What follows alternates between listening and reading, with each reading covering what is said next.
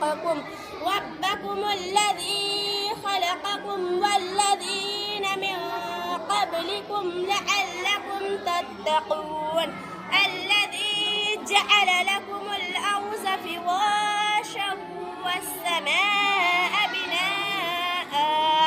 وأنزل من السماء ماء